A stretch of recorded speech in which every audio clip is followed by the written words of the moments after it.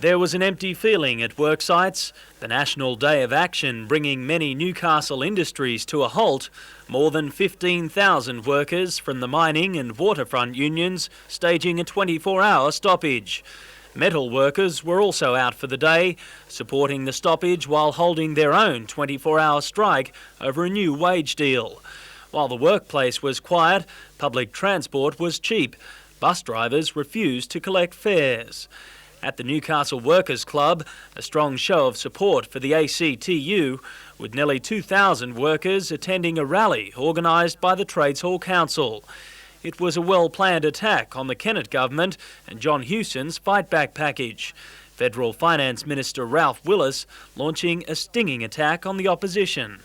When they talk about fight back, what they mean is it's the Conservative forces fighting back against the Labor movement.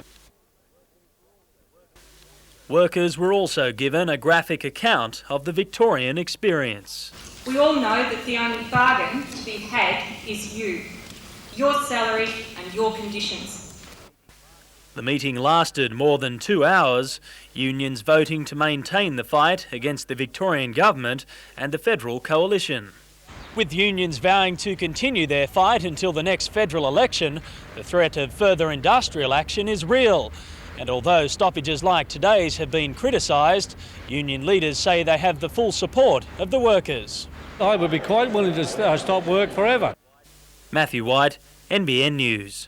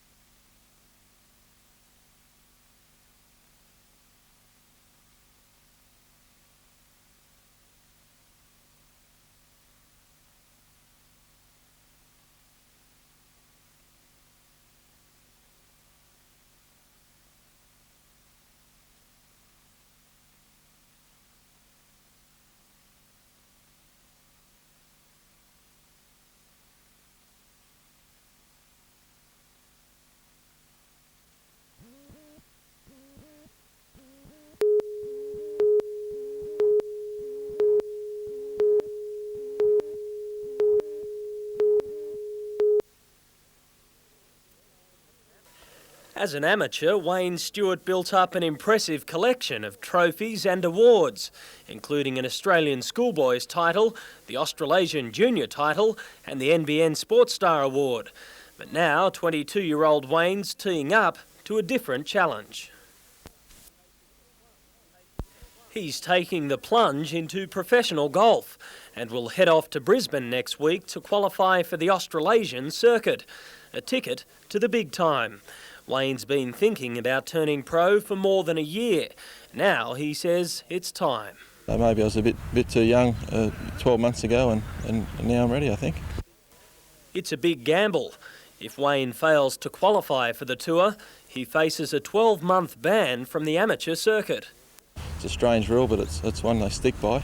So if you miss your card, you've got to look elsewhere to play golf. But he's confident of making the putts and the cut, even though he admits a pro career will be a dramatic change of lifestyle. I'm out earning my keep now. If you don't play well, you don't survive. So it's up to myself to put in a bit of hard work and see how we go. Matthew White, NBN News.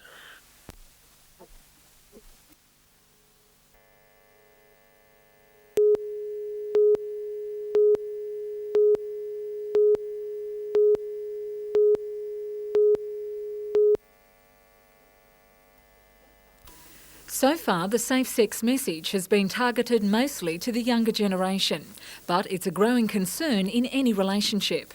Some middle-aged women who've been in long-term relationships are now finding themselves back on the single scene. For them, safe sex can be a sensitive subject, especially with limited information. On the whole, most women feeling that they need to know about safe sex, that it's really essential for living in the 90s. According to social worker Louise Finnegan, sexual health is an area most women over the age of 35 need to feel less intimidated about and more assertive.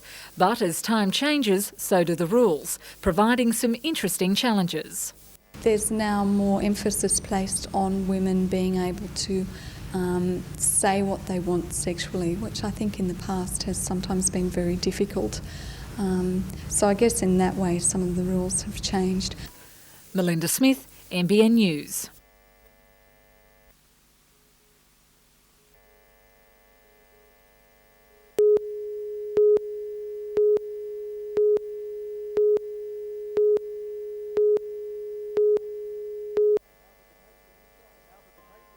Out of the Maitland skies this afternoon descended Premier John Fahey and buckets of rain. From the wet outside to a gushing public relations exercise at a Maitland shopping centre. First, the students of Maitland Public School demonstrated with its auction, a training ground for a kind of enterprise bargaining. Then the Premier had a go. Mr Fahey also presented a certificate of appreciation to 15-year-old Sarah Lua, who saved her 4 brothers and sisters from a fire 3 years ago. And by way of thanks for conducting himself so well, the Premier was given something politicians usually don't want to open, a bag of worms. Later, Mr Fahey scoffed at federal MP Alan Morris's reported calls for New South Wales money to dredge the Newcastle harbour to help the city secure the mine hunters building contract. Alan Morris wanted to be practical about this one, and if he was really serious, he'd camp outside Paul Keating's door and he'd make sure that Paul Keating this time didn't walk away from the hunter, as the federal Labor government has done now for year after year.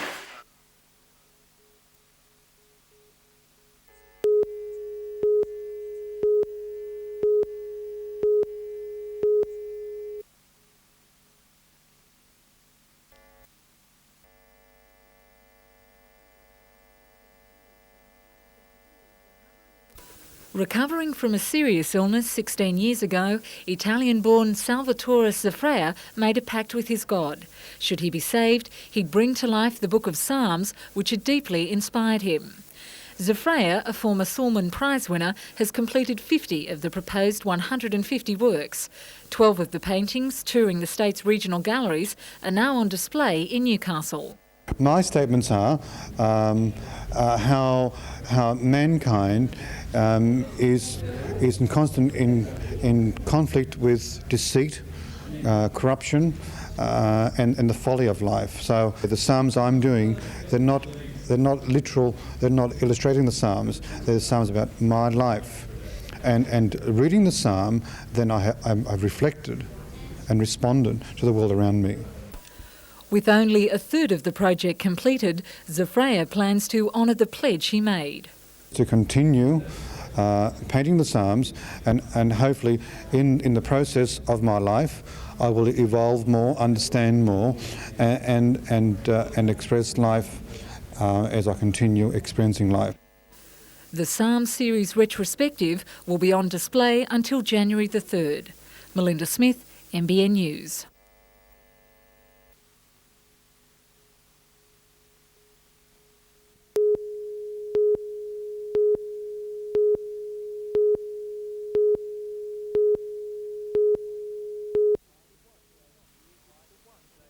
It's the one day of the year bikers are seen not as large and leather-clad, but just plain lovable. More than 400 riders from throughout the Lower Hunter rumbled from Gateshead to the Newcastle foreshore with Care Bears and Teddies sitting in the sidecars. Once at the harbour, the riders created a mountain of toys for the Salvation Army to help out kids who'd otherwise find nothing under the tree this Christmas. Some of these riders haven't escaped the recession. but their generosity has still been running at full throttle. I don't particularly know what motivates them, except probably the spirit of Christmas and the fact that we've been doing it for 14 years and it's something that's a tradition and they can't seem to shake it. In Tamworth, local bikers also joined in the Christmas spirit with their annual toy run. Escorted by a highway patrol vehicle and Santa on a bike, up to 100 bikers made their way through Tamworth's main street to the Salvation Army's citadel. The image of the tough biker was softened with stuffed toys strapped to the handlebars and even riding as passengers. Hundreds of toys were handed over to the salvos. And through the generosity of all these bikers, that is, a lot of children are going to have a better Christmas than what they would not have had.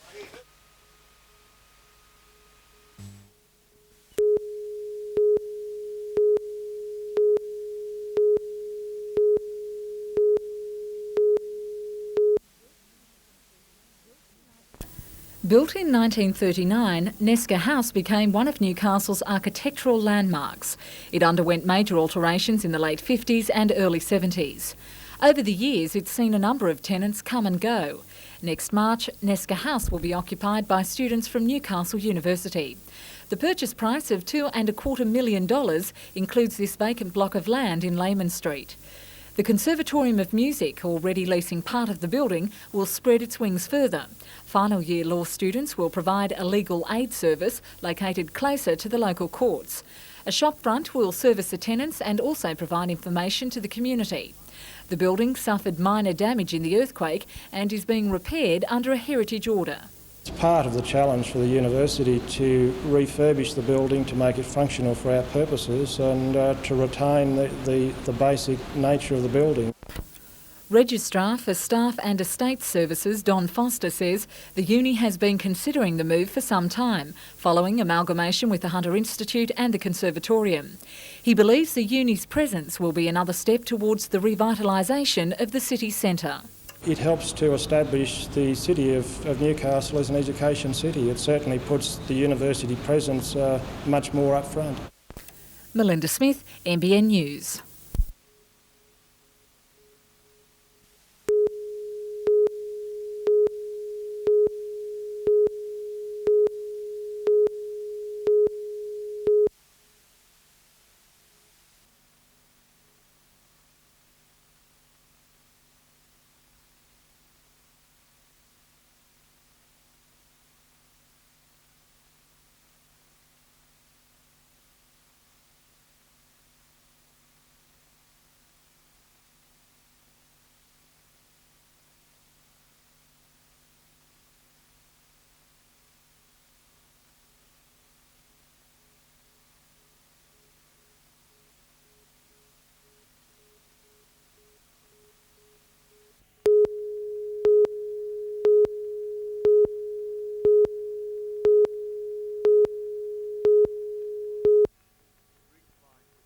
Streets lined with still full wheelie bins have told the story today. Newcastle City Council's 56 garbage collectors are still on strike.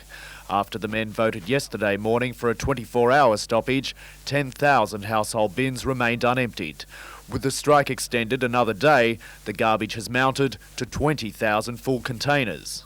We have an obligation to provide a service to the general public, but they're very concerned about this issue. They see the issue as something that's going to affect their future. The employees' uncertain future is due to the introduction next year of single-man collection operations, which will do away with 21 jobs. The council wants to redeploy the extra men, but they want a redundancy package. But our members are saying they would prefer, rather than be redeployed, they'd be given the redundancy. And really that's a stumbling block. The union says it's been negotiating with the council but without success, so the strike has been necessary to bring the issue to a head. Instead, the council brought the matter to a head in the Industrial Commission this afternoon. The Commission's return to work recommendation will be put to the men by the union at a dawn meeting tomorrow. In the meantime, domestic garbage that hasn't been collected can be dumped for free at the council's Shortland tip. Scott Bevan, NBN News.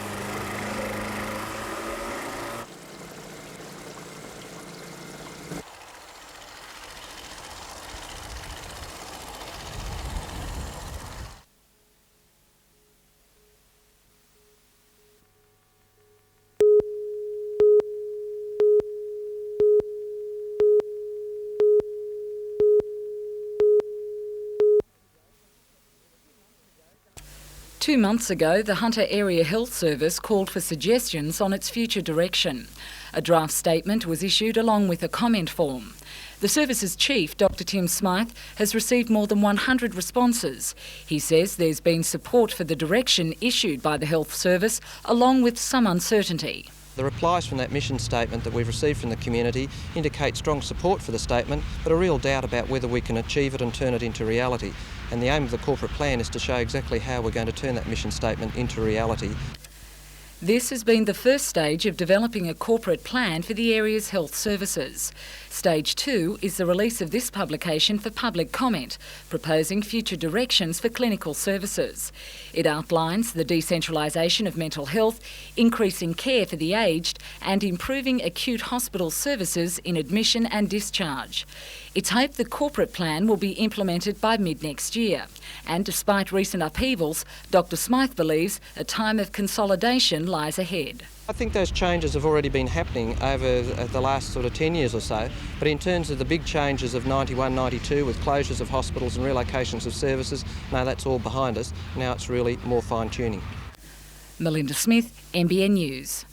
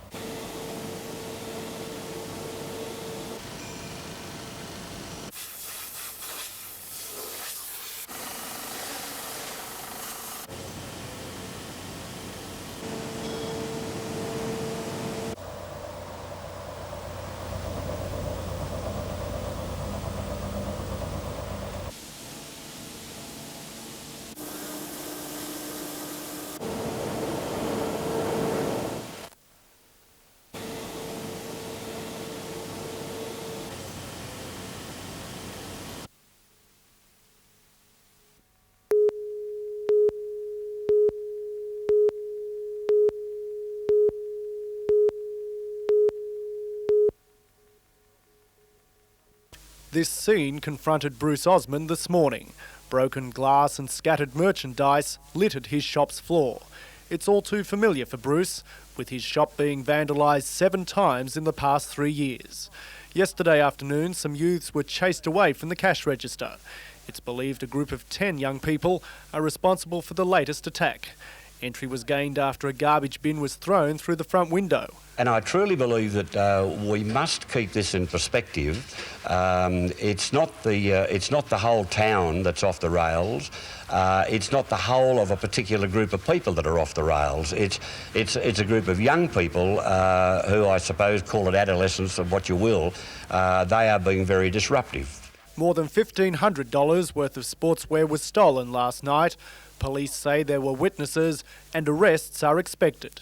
These people who are committing these offences with total disregard to a person's property are going to be arrested and brought before the law and will be held responsible for the damage they're doing. It's got to stop.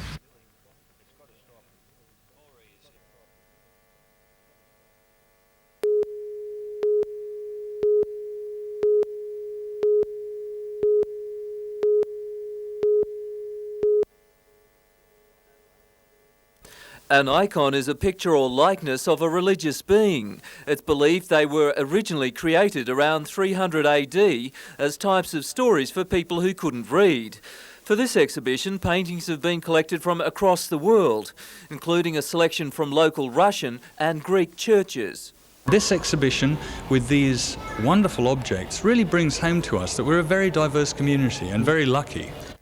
This icon, painted for a Newcastle woman, is a copy of the Mother of God of Iveron. The original has perplexed art experts as it continually leaks oil.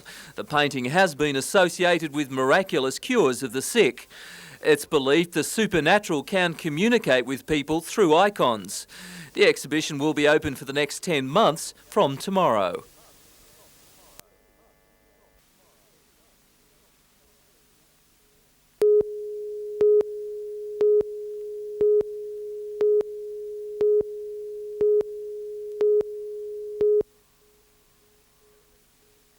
The ceremony heralds big things for the base.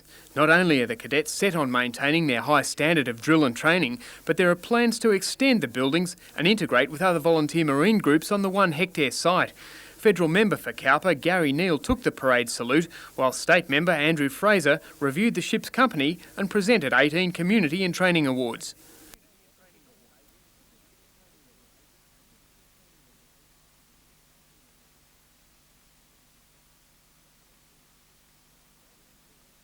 The training unit was commissioned in 1971 and named after the then-serving HMAS Vendetta, cadets often visiting the ship.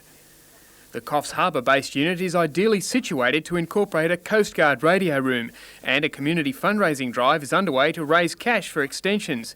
It's hoped the area can also be landscaped to fit into an overall foreshore plan.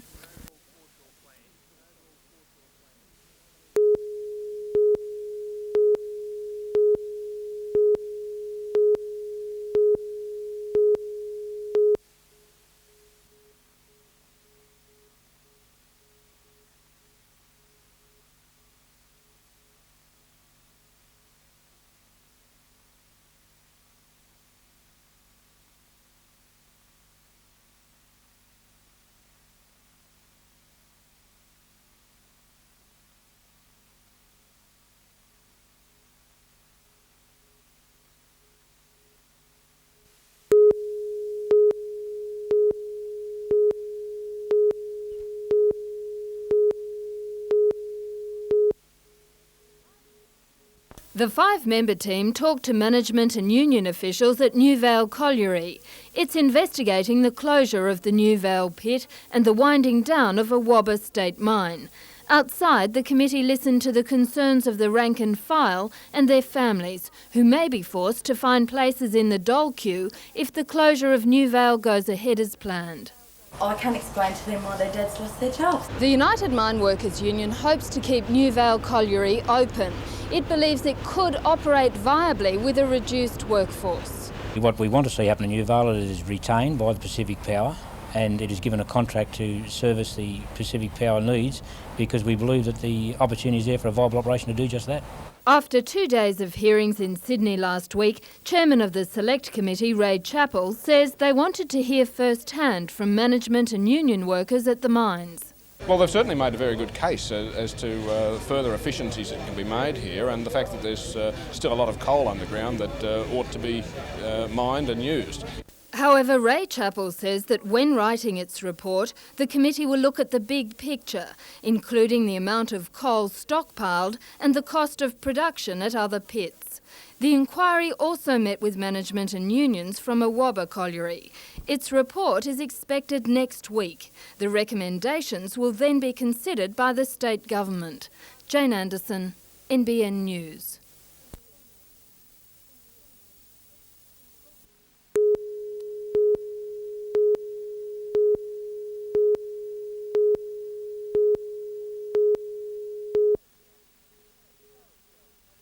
Torres South Public is one of the few schools in the state that runs classes for hearing impaired students along with their hearing mates. At the school's presentation day, a special treat, a version of John Lennon's Merry Christmas, War is Over, all the choir singing with their hands.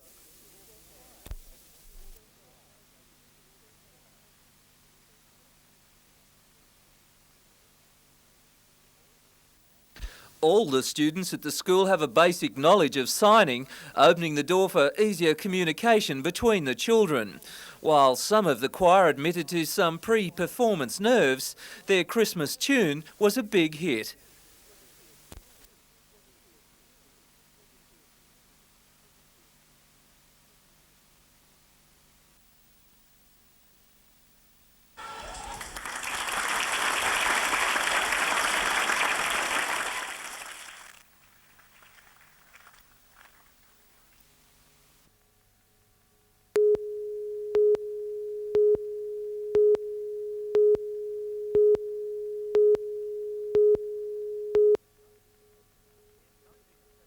In 1978, Australian veterinary authorities reacted to pressure from international beef buyers and set about eradicating brucellosis from our breeding herds. The United States demanded that we eradicate brucellosis back in the late 60s, early 70s. We got on and did the job. America at the moment still has about 400 brucellosis infected herds. And we have none? We have none.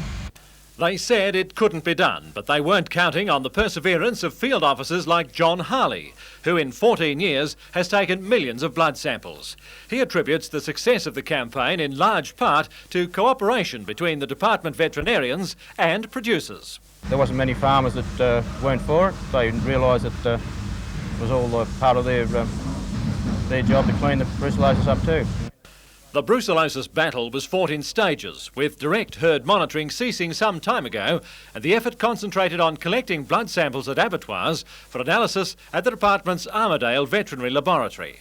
Our field testing stopped about 5 years ago, and we've relied solely on traceback through abattoir monitoring, and as far as I'm aware in New South Wales we have failed to detect an infected herd.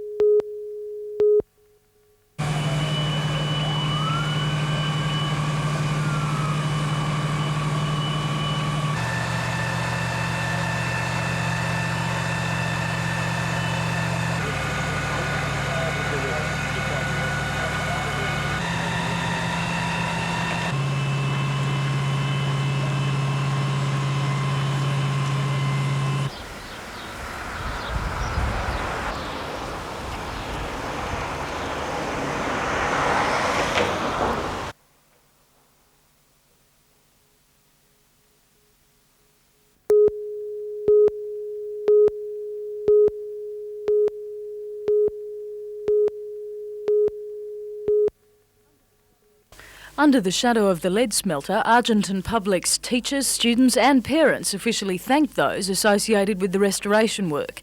It's been almost 3 months since work to decontaminate the school's playground began, and today students were just itching to try out the new area.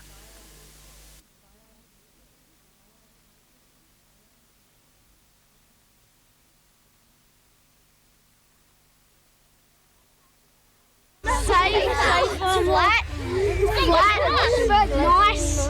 Constructed a sporting field, as you can see in the background here, for the children, and we removed, we didn't remove it, but we actually covered up the contaminated soil with topsoil, and then we laid turf on top of that to give this green grass we're standing on, and we've also enhanced the site with the planting of trees around the top of the field. It's going to be great for the kids' soccer field and athletic pursuits, athletic carnivals, things of that nature.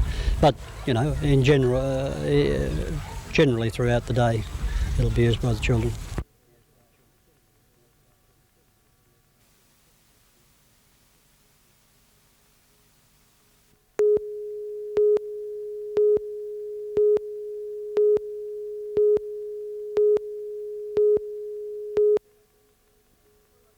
Principal of Emmaville Central School, Paul Brightwell, was working late when the storm struck. Then I heard 4 or 5 loud bangs, and I thought to myself, this seems a bit louder and a bit more serious than usual with hail, and I ran to the front door because my wife and family are in next door at the residence, and by the time I got halfway across the playground, it came down, and I got quite a few belts in the head. The storm moved in at 10 last night, dumping hailstones reportedly the size of golf balls. Just so big, it was just so loud on the tin roofs and the galvanised roofs that I couldn't hear my wife speak. Daylight and the full extent of the damage was realised. Most of the school students were told to stay home while the glass from 93 smashed windows was cleaned up. Outside, tree branches littered the ground. The water tower had been peppered by hailstones, leaving it leaking profusely. It's like being riddled with a machine gun. There was water, just spilling out everywhere. Nearly every house in the town suffered some damage, with New England Electricity working throughout the day to restore power to many areas. The overall damage bill from the storm is expected to run to hundreds of thousands of dollars.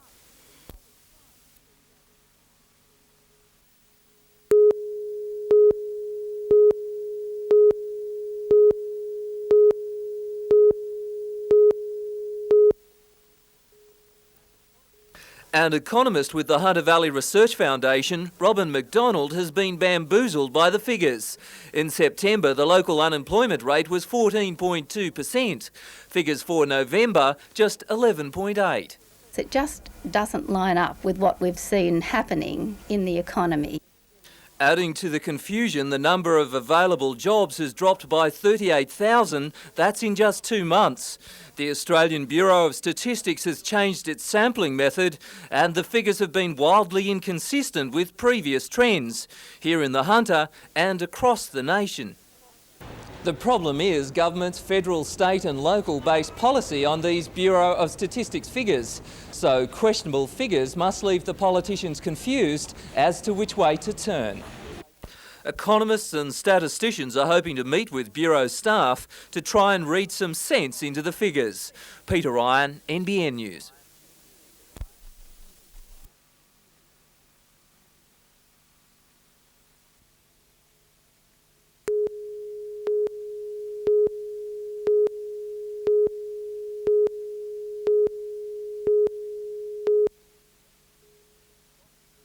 Shopkeepers estimate in Hunter Street alone vandalism costs tens of thousands of dollars, and in the last 3 months the problem has been getting worse. It is endemic in Newcastle at this moment. I've never experienced anything like it. There are smashed windows, our Christmas trees have been shredded, the bases have been smashed, the mall signs have been repeatedly defaced with spray can graffiti. And so the new weapon in the war against vandals. Oh, it's 87 calling. Coming 87. Any cab driver in Newcastle who witnesses an attack will immediately contact base, which in turn will alert the police. Well, we have 158 taxis licensed to operate in the area, and most of them are out, particularly at night time. Yeah, cabbies are fairly community-minded people, and they take offence to vandals and hooliganism that's going on. It's hoped the new move will act as a deterrent to the crime. While this program is new, the idea is not. Taxis have worked with police before in reporting accidents and stolen cars. Peter Ryan, NBN News.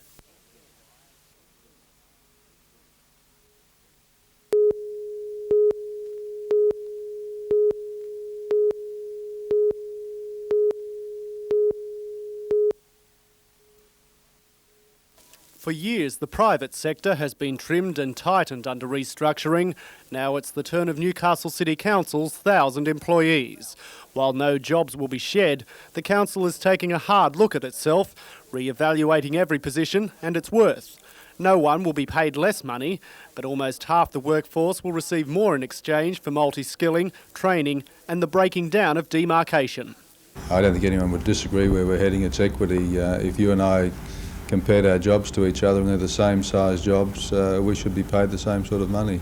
Until now, the bulk of the council's workforce has come under the incremental scale system, which means as long as you did your job satisfactorily, the longer you stayed, the more you got paid. Well, that's about to go under this new award, which the union says amounts to a massive change in the workplace. People will also have a more structured career path.